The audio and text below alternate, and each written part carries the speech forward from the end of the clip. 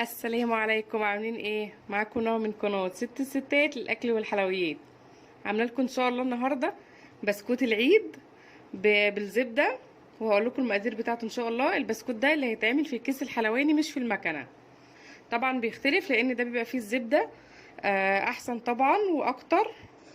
نقول كده المقادير عندنا هنا ان شاء الله. عندنا هنا الاول عندنا كيلو دقيق، عندنا 200 جرام سكر بودرة، عندنا هنا عصير برتقال كوباية او كوباية الا ربع، هنا حاجة اسمها اسانس برتقال بتبقى ريحة البرتقال، 5 بيضات، لو حاسة ان البيض كتير ممكن نعمل 4. عندنا هنا الزبدة 650 جرام زبدة، معلقة كبيرة بيكنج باودر، ذرة ملح، معلقة صغيرة فانيليا. نبتدي بقى نشتغل في المقادير. هناخد الزبدة الاول، هناخد الزبدة وننزلها هنا كده في العجان.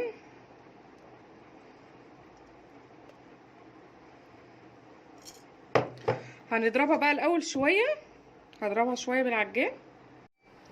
بصوا هنا كده ضربت الزبدة ولونها فتح شوية. هاخد بقى السكر البودرة وهنزله كده عليها واضربهم تاني.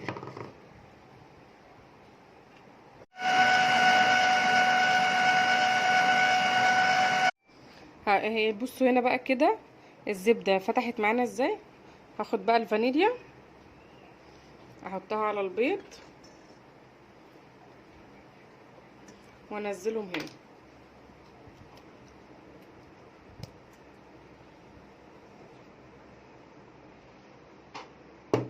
وابتدي بقى اضربهم تاني مع بعض. هحط بقى هنا كده ذرة الملح طبعا عشان تدي توازن، والبيكنج باودر على الدقيق، وهبتدي بقى ايه اقلبهم كده وادخلهم في بعض. وبعد كده هحطهم بقى شويه شويه في العجان، هقلبهم مع بعض شويه. هنا اهو بعد ما ضربته غيرت بقى الكف هنا. هاخد بقى الدقيق زي ما انتم شايفين كده، هحط شويه شويه وابتدي بقى اضربه حبه حبه لحد ما يشتغل معايا ويبقى شكله زي الفل. بصوا انا كده طلعت العجينه اهي زي ما انتم شايفين. بصوا شكلها عامل ازاي، جميله وناعمه وتحفه. وابتديت حتى اشكلها اهو. طبعا حطيت هنا في الكيس الحلواني حطيت دي، انتوا ممكن تحطوا اي شكل يعجبكم. انا حطيت دي عشان واسعه، والكيس اهو خفيف وبسيط وهيمشي كده بالراحه. بسم الله. بصوا سهله جدا، اسهل ما تتخيلوا. ولو طلعت طويله شويه عن المقاس اللي انتوا عاملينه ممكن تقصوها بالسكينه. ممكن نعمل برضو شكل تاني، شكل دائري لو حد حابب. بصوا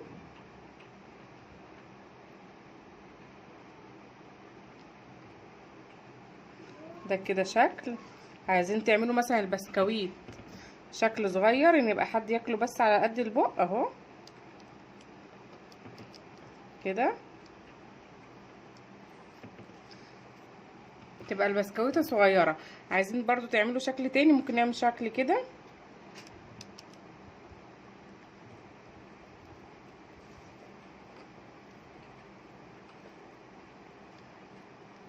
بصوا شكل البسكويته عامل ازاي، على حسب النقش اللي انتوا عايزين تعملوها تعملوه. هبتدي بقى اشكل الصاج ده كله واوريكم بعد ما اخلص ان شاء الله. طيب ده بقى عشان في الكيس الحلواني. انتي بقى لو ما عندكيش كيس حلواني او هتعملي مثلا ما عندكيش عجينه هتعملي ايه؟ لو هتعملي مثلا بالمكنه، لو في مضرب بيض تمام، مفيش مضرب بيض ممكن بقى. انا ما كانش عندي مضرب بيض وعملته قبل كده في الخلاط. بتحطي شويه شويه قطعه قطعه من الزبده لحد ما بتدوب في الخلاط، ومعها السكر هتلاقيها برضو هتديكي نفس النتيجه بس مش هتبقى قوي.